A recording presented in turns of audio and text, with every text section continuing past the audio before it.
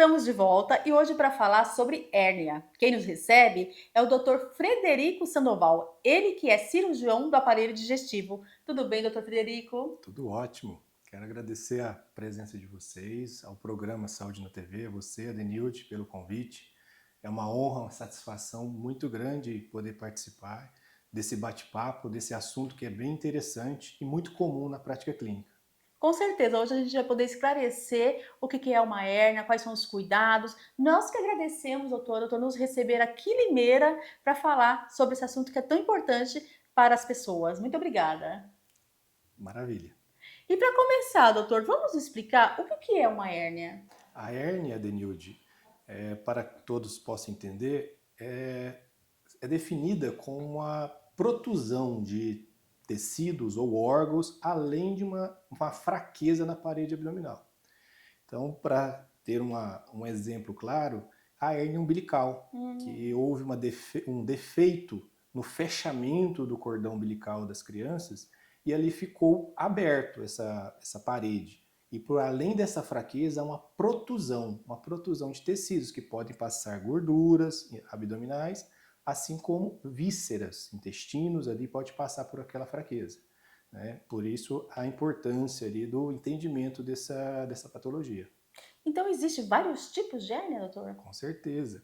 E a hérnia é definida muitas vezes com a sua localização, a sua topografia. Por exemplo, a gente tem hérnia no umbigo, que a gente acabou de comentar, a hérnia na região inguinal, que é definida como uma hérnia inguinal, hérnias na região ali da virilha, perto do fêmur, né, chamada de hérnias femorais, e tem uma particularidade de uma hérnia adquirida chamada hérnia incisional, que surge exatamente no local onde foi feita uma incisão cirúrgica.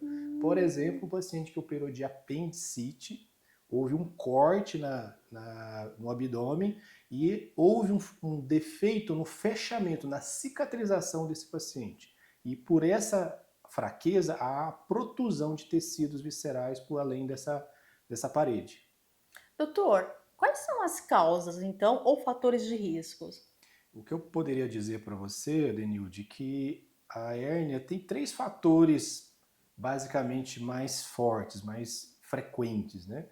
Primeiro, a genética, tá? Muito comum, né? O defeito no fechamento desses orifícios naturais, seja o canal inguinal ou seja o umbigo, por exemplo, tá? O segundo ponto mais importante aí é o tabagismo. Tabagismo pela deficiência, né, que o cigarro causa na cicatrização das pessoas, né, na destruição do colágeno, é um fator muito comum no surgimento das hérnias. Em terceiro, que eu posso citar, a obesidade. Também a obesidade é um fator que está muito relacionado com o surgimento das hérnias. Como que é os sintomas, doutor? Porque deve doer bastante, né? O paciente deve vir com queixas de dor. Além da dor, tem outros sintomas que pode levar a pensar que pode ser a hérnia? Perfeito. A hérnia ela manifesta de várias formas, tá? Tem pacientes que são muito oligossintomáticos, são sem sintomas, né? Passa às vezes anos, às vezes uma vida inteira sem sintomas. Outros pacientes são um pouco mais queixosos, relacionam muito a dor na região da hérnia, principalmente quando fazem esforços, e uma sensação de um caroço, uma tumoração naquela região que é descrita pela hérnia. Como que é realizado o diagnóstico? É aqui mesmo no seu consultório? Exato.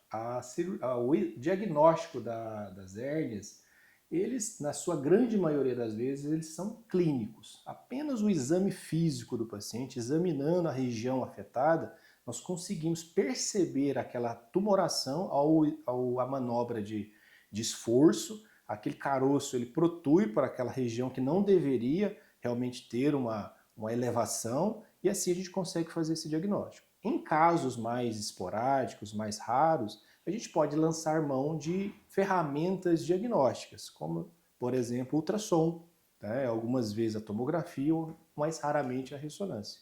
Ou seja, são exames até simples, né, mas que precisam ser realizados junto com o conhecimento do especialista, para que dê ali o melhor diagnóstico e venha a partir daí a indicação de tratamento ou cirurgia, não é mesmo? Perfeito. É sempre uma associação entre a clínica, o exame físico e a complementação com os exames. E doutor, nós podemos entender então que toda a hérnia precisa ser realmente operada ou existe, operada que eu digo em cirurgia mesmo, né? A gente vai falar até um pouco sobre os avanços, mas eu queria saber também se tem alguns casos que é indicado tratamento. Perfeito. Em tese, uma hérnia ela tem que ser abordada cirurgicamente, uma regra mais grosseira. Mas existe, de fato, a particularidades, né? Alguns pacientes sem sintomas, né?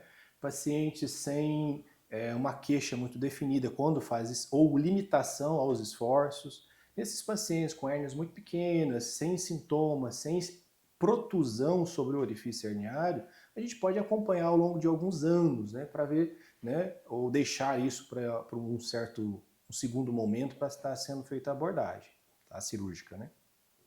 Mas sempre então com esse acompanhamento, esse olhar do especialista para que possa haver o melhor momento para estar intercedendo ali, né, e fazendo a cirurgia. Perfeito. A paciente com hérnia ele tem que ser acompanhado como se fosse um paciente hipertenso ou diabético. Ele tem que ter Uhum. um segmento, né, uma frequência no consultório para que a gente acompanhe a evolução, o crescimento dessa hérnia, se não for realmente um caso de cirurgia imediata. Falando em cirurgia, doutor, vamos falar um pouquinho de notícias boas aí para o nosso público? Quais são os avanços, em cirurgia para essa cirurgia da hérnia?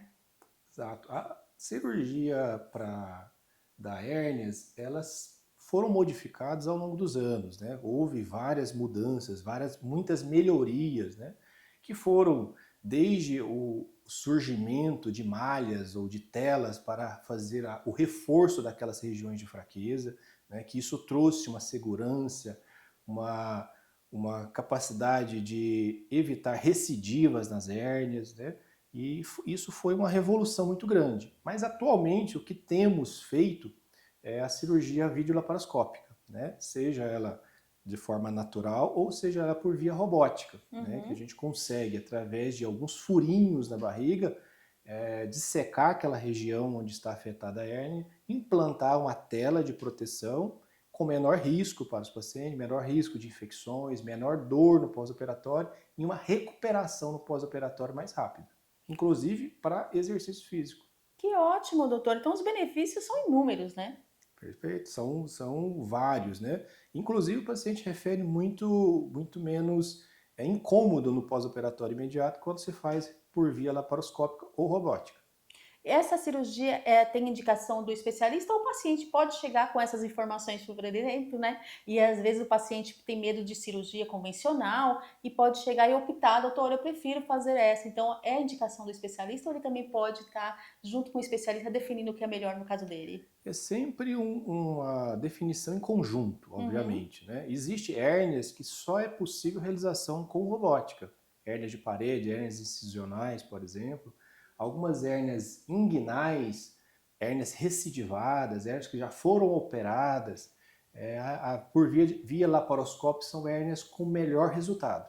Então, essa definição, esse jogo, né, de entendimento entre o cliente, o paciente e o médico é a melhor das saídas aí, quando o paciente deseja ou tem a necessidade de fazer a cirurgia. Perfeito, doutor. E outra questão também que as pessoas se preocupam muito é a cobertura desse tipo de cirurgia. O plano de saúde tem cobertura? O plano de saúde cobre as cirurgias videolaparoscópicas. As cirurgias robóticas ainda não estão regulamentadas ainda pelos planos. Portanto, as cirurgias robóticas a gente tem sempre que custear isso de forma particular. Mas Uhum. até o ponto das cirurgias videolaparoscópicas, a maioria dos convênios tem a cobertura já definida e regulamentada. Excelente. E como que é a qualidade de vida desse paciente que fez a cirurgia de hérnia? A hérnia traz muita limitação aos pacientes. E muitos pacientes, além da dificuldade, né, em lidar nos afazeres do dia a dia, tem muita dor. Uhum. E com a cirurgia, isso traz uma liberdade muito grande, uma satisfação, uma melhoria do bem-estar do paciente. Então, isso é o que a gente vê no dia a dia. Tá? Maravilha, doutor. Muito obrigada por todas as suas informações aqui no nosso programa. Adorei saber mais e passar aí para o nosso público tudo sobre hérnia. Claro que vocês podem também acompanhar mais através das redes sociais também do doutor, que nós vamos deixar aqui. Muito obrigada mais uma vez. Fico agradecido, agradeço a todos pela explicação, pela presença de vocês.